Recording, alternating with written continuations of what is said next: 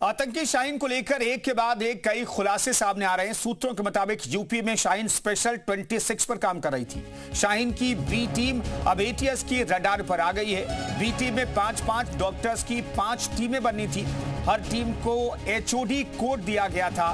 कानपुर में आरिफ को एचओडी बनाया था, लखनऊ में परवेज को एचओडी बनाया गया, सहारनपुर में आदिल को एचओडी बनाया गया था और 2 और शहरों में एचओडी बनाए जाने थे। इन 2 शहरों को लेकर पड़ताल चल रही है। एचओडी को ही शाहीन के संपर्क में रहना था। 4 अन्य डॉक्टर एक दूसरे से अनजान रहते थे। एजेंसियों को अंधेरे में रखने का प्लान था। स्लीपर सेल की तर्ज पर डॉक्टर सेल बना रही थी शाहीन। यूपी एटीएस की रडार पर शाहीन की बी टीम आ चुकी है। शाहीन स्पेशल 26 टीम बनाने की कवायद में जुटी हुई थी। इसके लिए उसने 5 अलग अलग जिलों में 5-5 की टीम बनाने की जिम्मेदारी अलग अलग जगहों पर देना शुरू कर दिया था।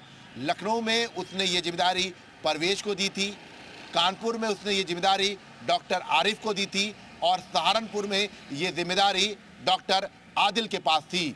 ऐसे में शाहीन स्पेशल 26 के जरिए आतंक की पाठशाला बनाने की तैयारी कर रही थी। शाहीन के मंसूबे इतने खतरनाक थे कि उसने बकायदा हर टीम में एक एचओडी नियुक्त किया था, जिनसे वो सीधे संपर्क करती थी। बाकी अन्य टीम मेंबर्स एक दूसरे से संपर्क ना कर सकें, इसको लेकर भी शाहीन ने पूरी अपनी कवायद की थी। चूंकि स्लीपर सेल्स का यही पैटर्न रहा है और यही वजह है कि डॉक्टर शेल के तौर पर यह पूरा पैटर्न अपनाया जा रहा था। कैमरामैन समीर कंकिता, विशाल लघुवंशी, जी मीडिया।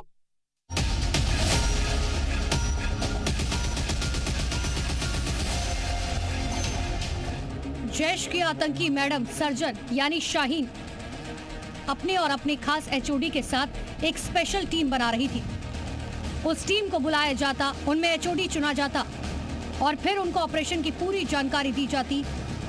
आतंकी शाहीन की टीम थी उसकी स्पेशल 26, जिसमें 25 डॉक्टर थे और एक वो खुद शामिल थी। इन स्पेशल 26 में 5-5 डॉक्टर्स की 5 टीमें बनाई गई थी और काम दिया गया था बड़े आतंकी हमले का। और अब यूपी एटीएस के रडार पर उसकी बी टीम भी है। यही बी टीम जिसे वो बनाने में लगी थी और यूपी के अलग अलग हिस्सों में फैलाई जा रही थी। सूत्रों के मुताबिक शाहीन ने इस पूरे प्लान में अपनी टीम में एचओडी यानी हेड ऑफ डिपार्टमेंट भी बनाए थे और शाहीन इस पूरी टीम में सिर्फ एचओडी के साथ ही बातचीत करती थी, जबकि टीम के बाकी 4 मेंबर से संपर्क नहीं रखती थी। ना ही बाकी टीम के मेंबर एक दूसरे का नाम जान पाते थे और ना ही मिल पाते थे। ये इसीलिए किया जाता था कि अगर कोई टीम जांच एजेंसियों की रडार पर आती है तो दूसरी टीम सेफ रहती। यूपी एटीएस की रडार पर शाहीन की बी टीम आ चुकी है। शाहीन स्पेशल 26 टीम बनाने की कवायद में जुटी हुई थी। इसके लिए उसने 5 अलग अलग जिलों में 5-5 की टीम बनाने की जिम्मेदारी अलग अलग जगहों पर देना शुरू कर दिया था।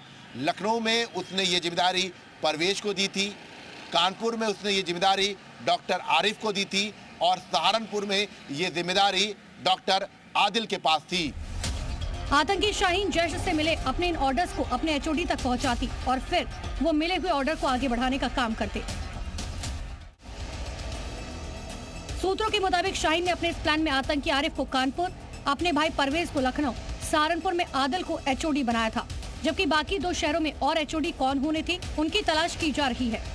शाहीन के मंसूबे इतने खतरनाक थे कि उसने बकायदा हर टीम में एक एचओडी नियुक्त किया था, जिनसे वो सीधे संपर्क करती थी।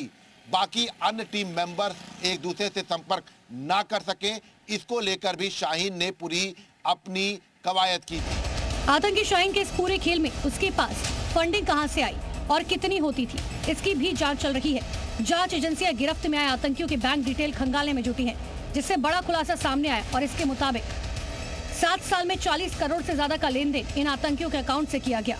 इन बैंक अकाउंट में कई छोटे छोटे अमाउंट में पैसा आया, जबकि 6 नवंबर को कई खातों से कई लाख रुपए निकाले गए।